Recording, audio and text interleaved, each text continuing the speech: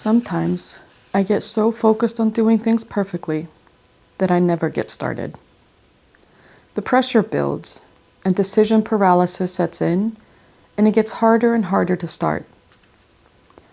I think that maybe, somewhere along the way, I misunderstood the phrase, just do your best, to mean your best can be perfect, therefore perfection was what I should always strive for. And if I couldn't meet those expectations, it was better to do nothing at all. I've been thinking about that a lot lately.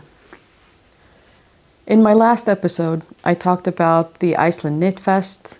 I talked about filming while I was there. I imagined sharing the experience, introducing some of the vendors, and bringing you all along for the weekend. And then I arrived, and I was completely overwhelmed.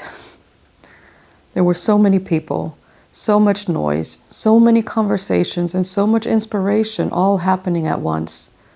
And instead of reaching for my camera, I had my hands full just trying to stay present.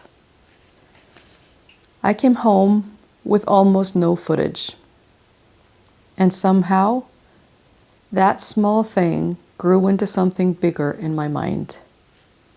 Not because anyone was upset with me, and not because anyone was waiting impatiently for a video, but because I felt like I hadn't followed through on what I said I was going to do. The story I started telling myself was surprisingly familiar.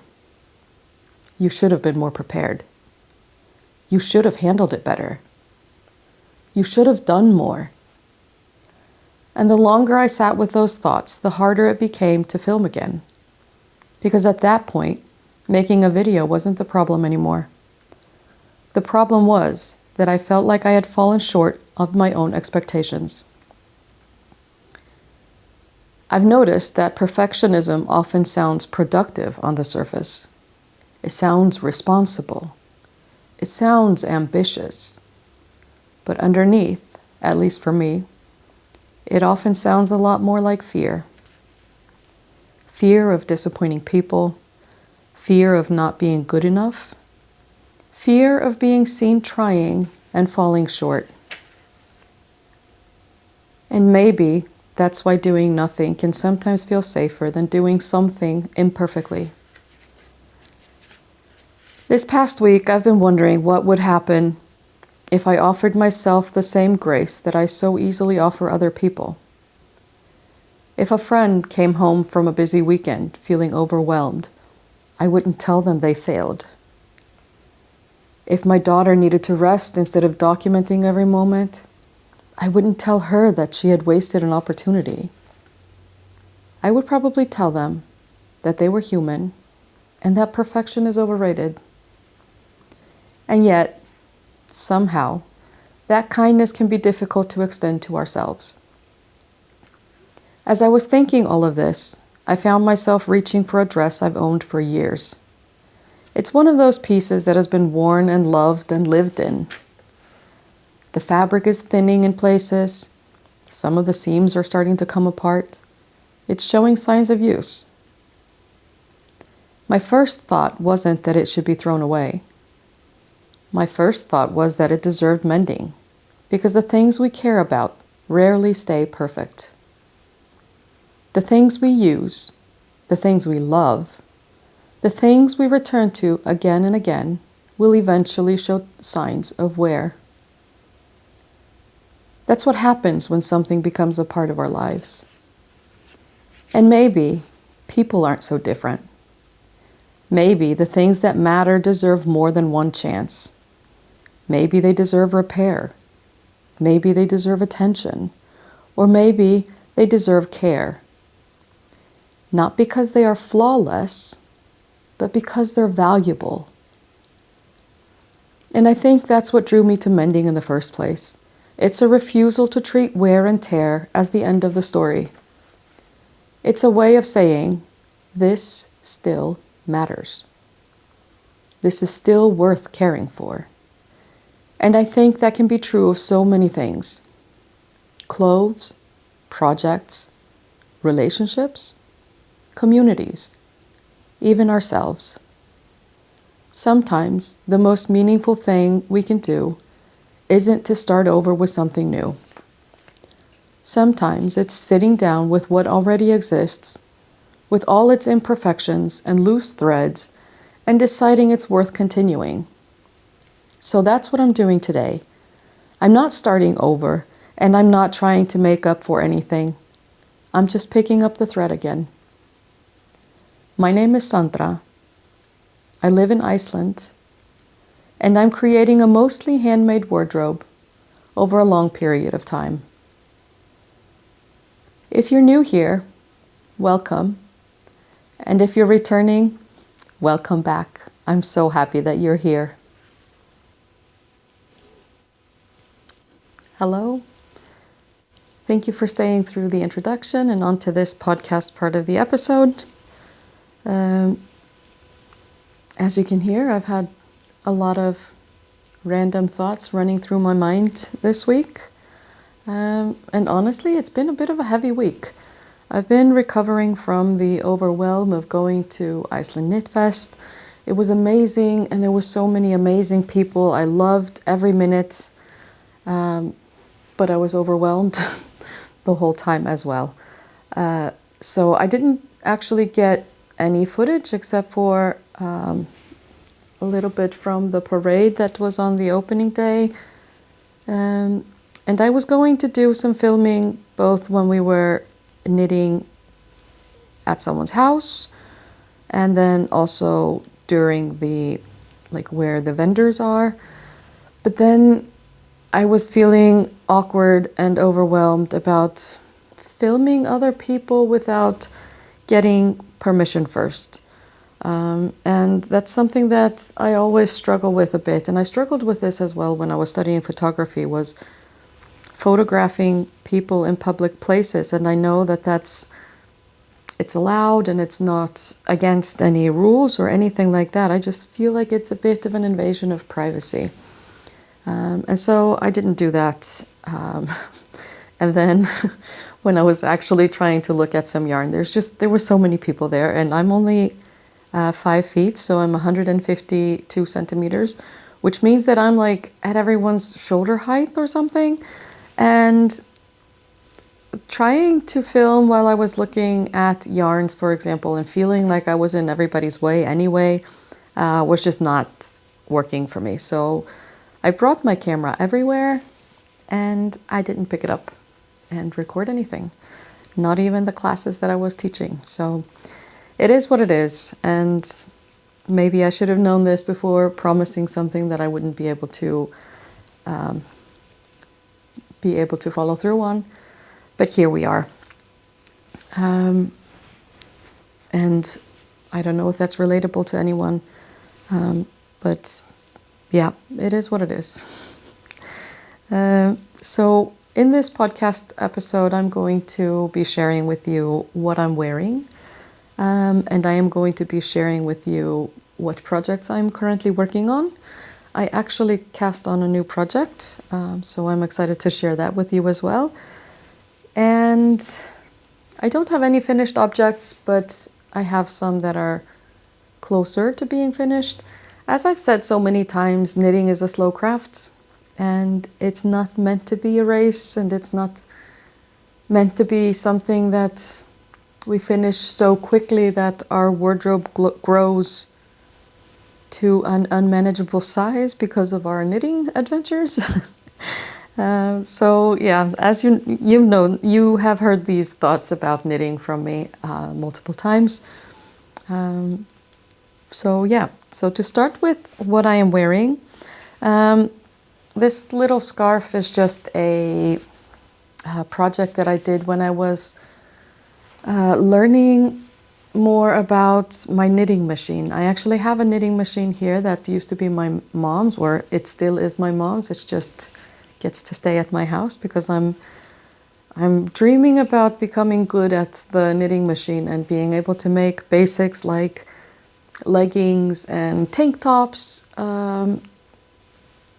quicker, which is maybe going against everything that I just said. But using my yarn collection at home to make basics that I don't really want to spend a lot of time, well, that I really don't want to spend the time that I would need to hand knit them. So basics like leggings would take me probably like 2 months to knit by hand, but maybe only like 2 or 3 days with a knitting machine. So this little scarf was just a practice piece that I made when I was just practicing increases and decreases and just working the machine correctly. So yeah, this is just no pattern, very basic, and it's knit from a base from HexHex Dyeworks. That is, I don't have the label in here,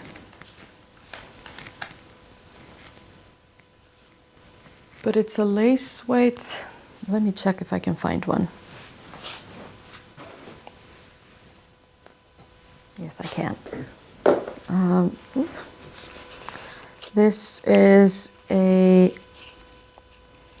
baby alpaca and silk base, and it's 600 meters per 100 grams, so it's quite a thin yarn, and it's so soft and comfortable and cozy to wear. So this is a scarf that I often grab when I'm not necessarily cold, but a little bit chilly and would like something that goes on the back of my neck, just to prevent, what is it called? Like the muscles from getting tight. I don't remember what it's called in English, but like when your muscles stiffen up because of the cold, I usually grab this just to keep that warm. And then I'm wearing my kushk top from Ättalilja, and this is knit out of a true merino fingering from Vatnsnes Yarn, and also a lace weight merino and silk base also from Vatnsnes Yarn.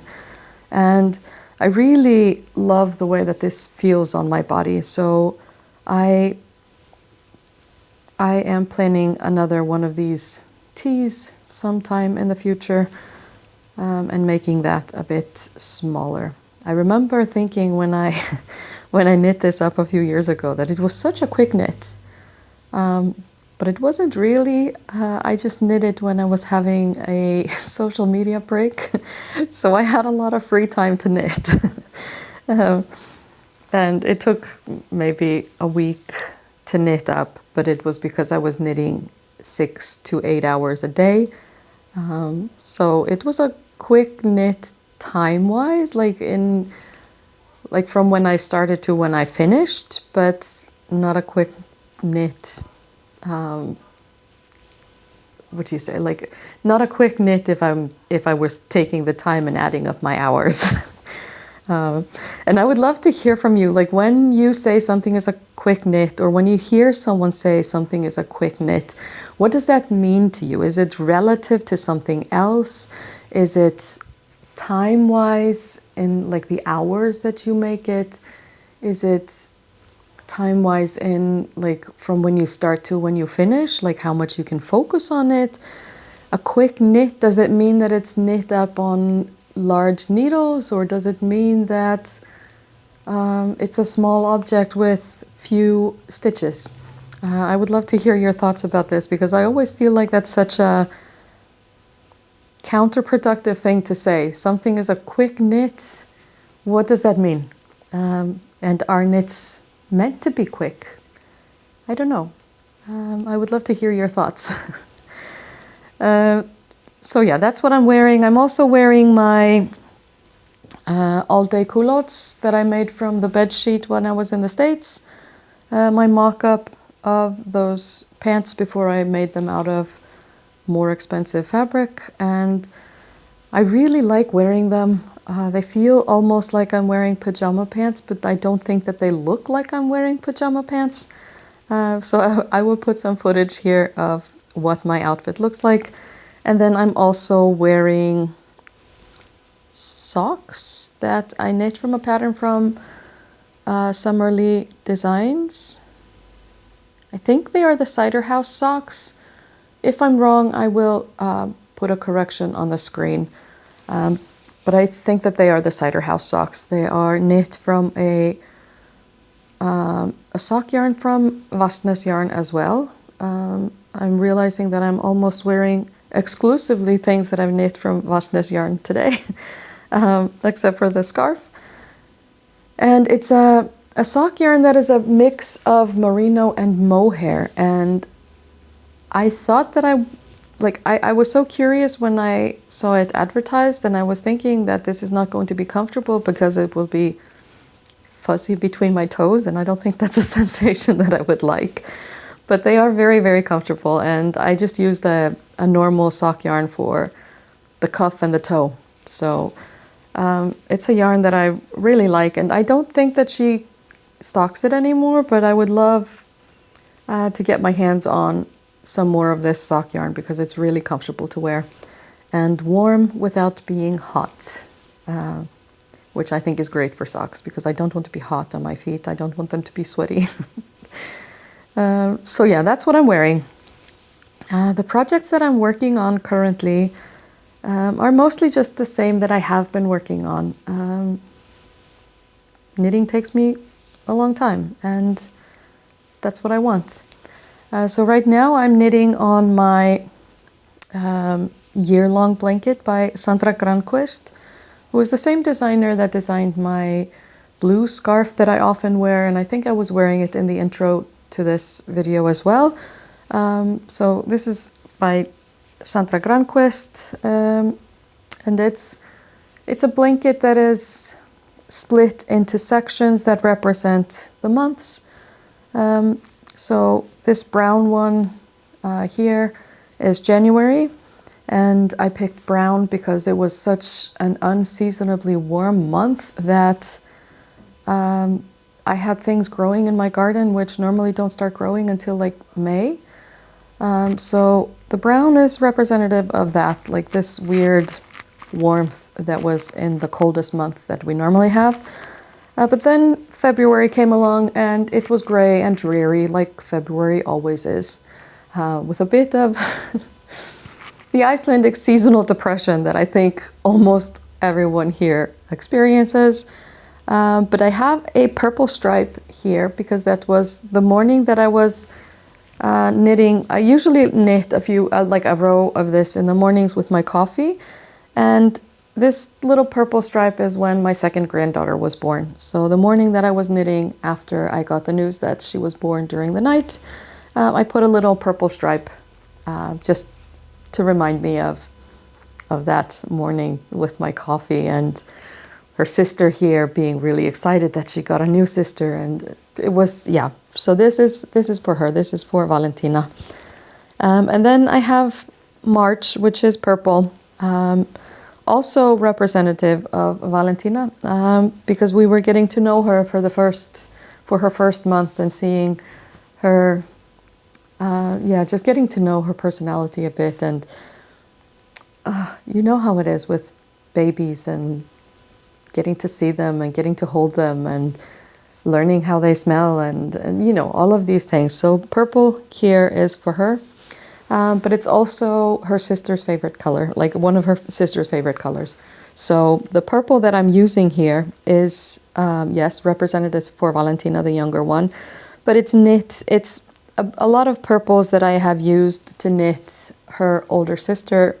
Lots of things, sweaters and dress and pants and things like that. So these are all leftovers from projects for Victoria, but they are representative for Valentina. So I have both of them here in March. And then in April, I went to the States. I went to Florida, and I felt like everything was green. I felt even like the light, the color of the light was green, probably because I was coming from the cold and bitter gray of Iceland. So the green is for that. And then the yellow is May, So I'm playing catch up because I didn't take this with me to the States. So the yellow is for May, both representative of the yellow for the sun while I was in Florida, which was warm and nice and beautiful, but also representative of the sun after I came home. Because in May we get really, really long days.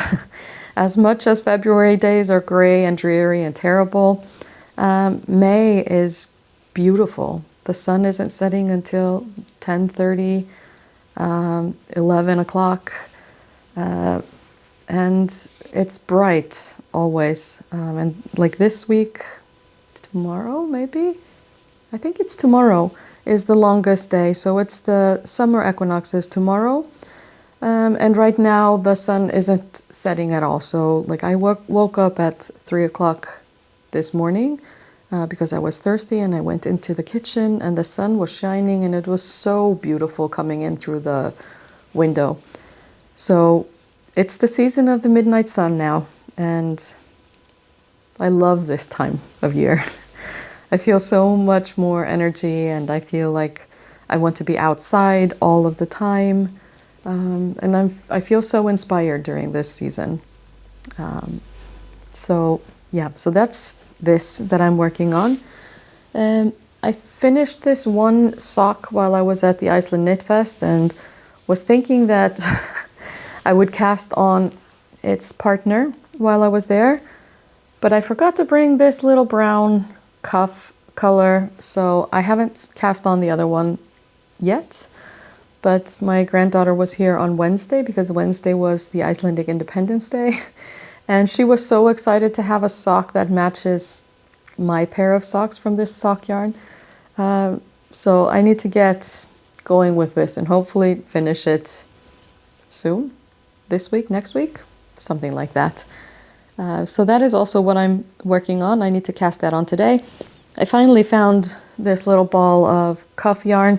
It's a mini from my Advent from HexHex, and the main color is also from the Advent from HexHex. So this is the colors that I'm using, and it's a self-striping yarn, so there's nothing to do but just to knit the rounds, and then we get this beautiful striped sock.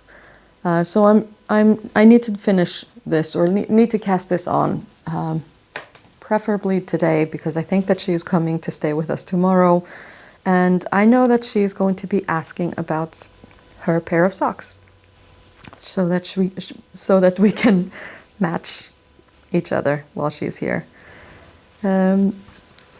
What I also have, I've been working on some mending, as you saw in the beginning of this episode. This dress used to be my favorite. I wore it to pieces and it's basically falling apart at the seams, and so I have made this mend here. I did this yesterday, and mending takes me forever. I feel like this took me probably like 4 hours. And I've sewn in the patch that goes on this side. I will try to get this done during the weekend. And then it also has, it's also really worn here, and I need to fix this as well. But I think that once it's been mended, I'm going to love wearing it again. I have so many memories in this dress. I think it may have been my first linen dress that I bought, and I remember just absolutely falling in love with it. So I'm excited to get this on rotation again. What else am I working on? I've been working on my Veronica top. My Veronica Tee is what it's called, not top. And it's coming along beautifully. I made quite a bit of progress on this since the last time I was working on it. So I've finished both of the front panels, and I've joined in the round for the body, and now I'm just knitting this in the round with this little detail on the side. It's the same detail that is on the shoulders and comes all the way back down the back, so it's yeah, coming along really nice. It's going to be beautiful when it's finished. And of course, this is my favorite yarn to knit summer tops from. So really enjoying this project and feeling like I'm finally making progress. The other thing that I have been making a lot of progress on, as you can hear, I've spent a lot of time recovering from the Iceland Knit Fest with knitting in solitude. So I finished the body and the sleeves of my Felix cardigan. I'm knitting this from a alpaca and cotton blend, I believe, from Vatnsnes, which is a yarn store up in the north of Iceland. Yeah, it's a yarn base that they call fluffy, and it's 51% baby suri alpaca and 49% Peruvian pima cotton. And there's 300 meters per 100 grams. And this is, like, this whole cardigan is only 2 skeins of this yarn. But I think I will be needing to start this third one because this is all I have left. And this is not going to be enough for both the button band and the buttonhole band and the collar. So I will be needing to cut into this, but barely. And then my third object that I am working on is something that I cast on while I was in the Iceland Knit Fest, because I only had projects that I was knitting back and forth since I didn't bring the color for the cuff of the sock. And I was going to a lot of the talks and things like that, and when they were in the evening, the sun was shining through the window, so they were like covering the window so people didn't have sun in their eyes. And so it was a bit dark. But I saw some yarn from one of the vendors that I really loved, and it was this beautiful fluffy suri alpaca with like a shimmering thread, so it's got like a holographic thread in it as well.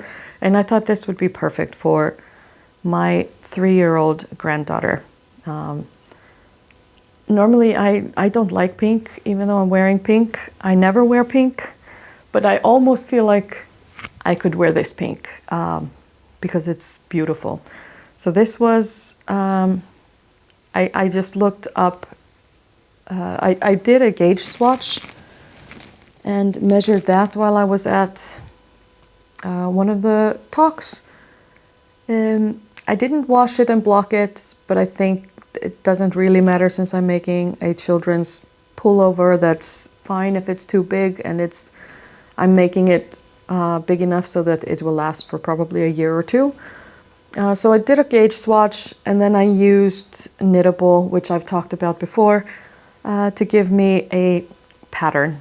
I decided to do a cute little detail here at the bottom of the collar, because what I am going to do is pick up the stitches here on the inside of the collar and knit a bit of like a turtleneck that is a tighter fit here, because I'm always worried that the wind is blowing down the back of the neck in sweaters like this for children. So I'm going to be picking up and knitting like a turtleneck from this. And I decided to just do yarn overs for the increases here to give a little bit of a cutesy detail. So yeah, the yarn that I'm using for this is baby suri alpaca with the shimmering thread, and also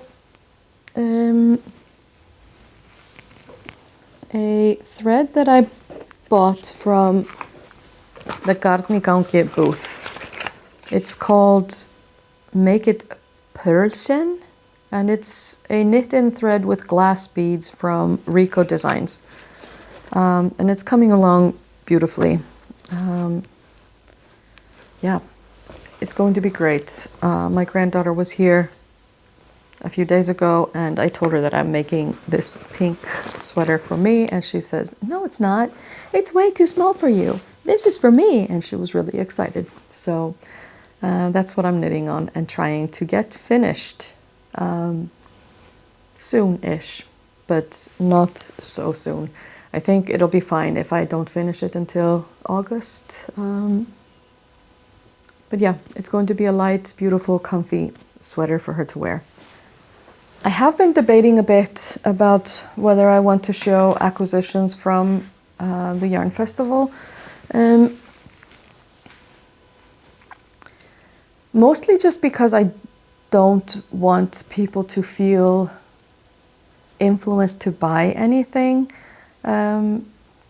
because that's not something that I want to be doing. I don't want anyone to feel like they need to add to their yarn collection or feel like they are not measuring up in this knitting community if they don't have a huge collection or are constantly adding to it, or you know, there's lots of thoughts that I have on consumerism, and so I don't want this to be that kind of podcast. If I could influence you about anything, I would like to influence you to realize that you are enough and you have enough, and we aren't made to hoard things. So yeah, I've been debating on whether this is something that I want to have in here, but I am going to show you what I bought. So as I said earlier, I was a bit overwhelmed and I didn't feel like I had the energy to do a lot of looking around. So I bought this bag. This was the Iceland Knit Fest official bag. So this is the logo for Prjónagleðin. And as a lead up to Prjónagleðin, the Iceland Knit Fest, and Textilbarinn and Flóð og Fjara released a pattern for these pendants, and everyone was encouraged to either knit or crochet pendants that could be used to hang around the town that the knitting festival was in, and also inside of the gym that the vendors were in, and things like that. So of course the Icelandic knitting community went above and beyond, and they had a huge number of these pendants arrive in Blönduós for Prjónagleðin. And the whole town was decorated with these beautiful bunting pendants in all different kinds of colors and shapes, or not shapes, all different kinds of colors and materials. And one of the things that they did also just as a fundraiser is that they sell these bags, and they had sewn some of the pendants onto bags. So you could either buy the bag without a pendant, or you could buy a bag with a pendant. And of course, I mean, the rainbow flag, there's nothing more to say. It's beautiful. And when we had the parade, I actually got to carry the pride flag in the parade, and I loved it. It's my favorite flag of all the flags. So that made me really happy. But what I did buy, apart from this bag, everything that I bought at Iceland Knit Fest is here, except for the one skein that I finished for this jumper, the pink one.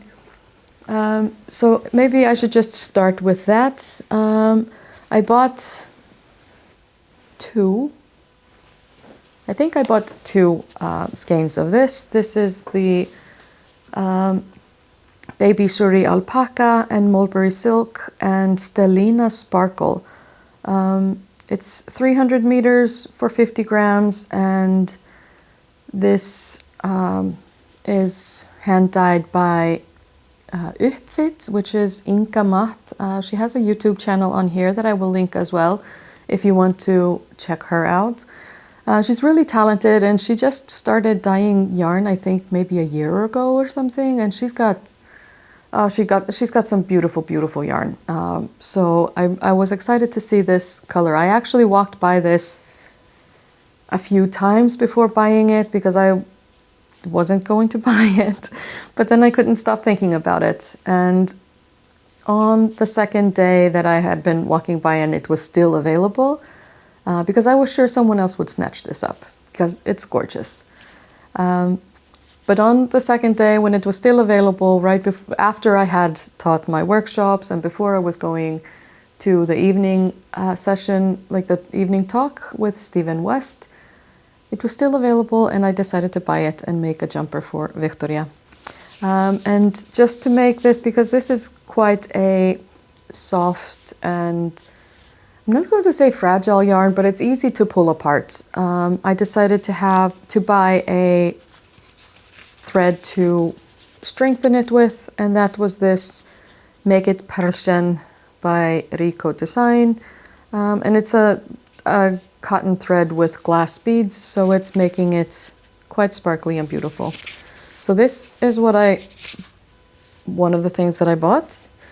And then there was a talk from the founder of Einrum, which is a really interesting yarn company, Icelandic, but based in Denmark. I don't know if it's in Copenhagen, but it's in Denmark.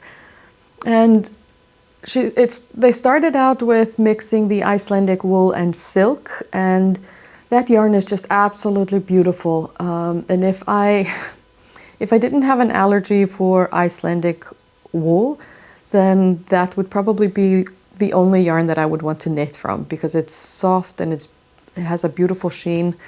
So I haven't been able to knit from any of their yarns before, because I bought some years ago and I tried knitting and it was really hard on my hands and on my eyes, and so I had just given that up.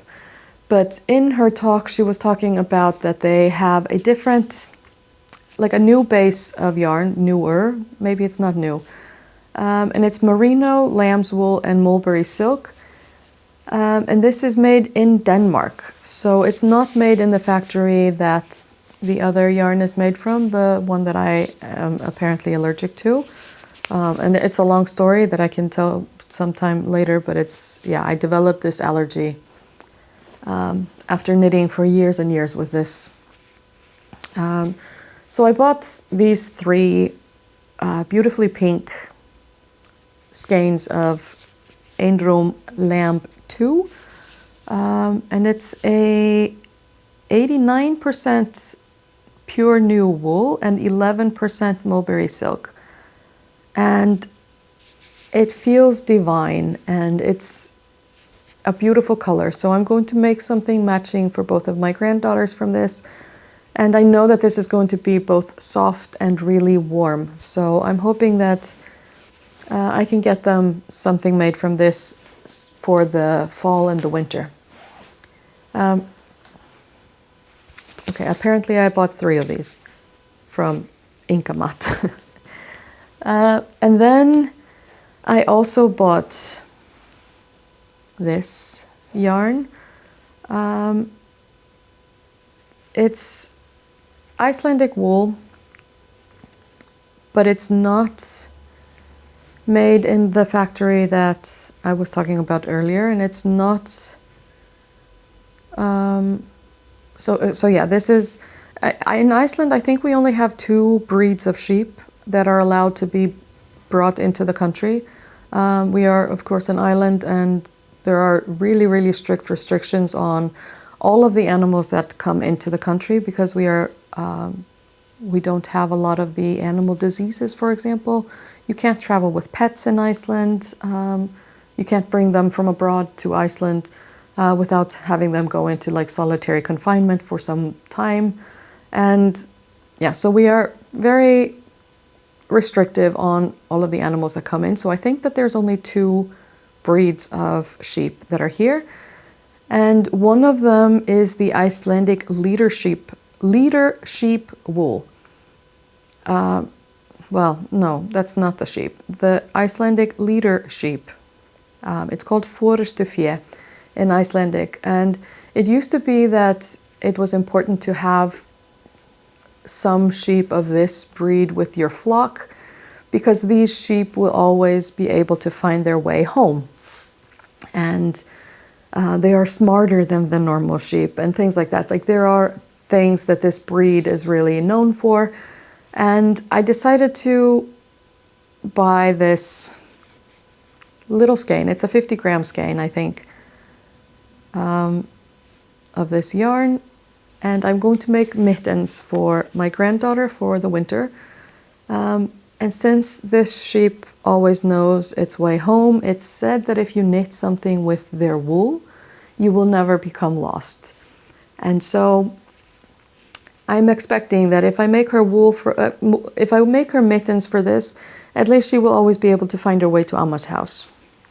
That's my expectation. So high expectations from this yarn. But I'm excited to try it because I would love to make myself a real Icelandic wool sweater. I have one real Icelandic wool sweater that my great-grandmother knit for me when I was 14.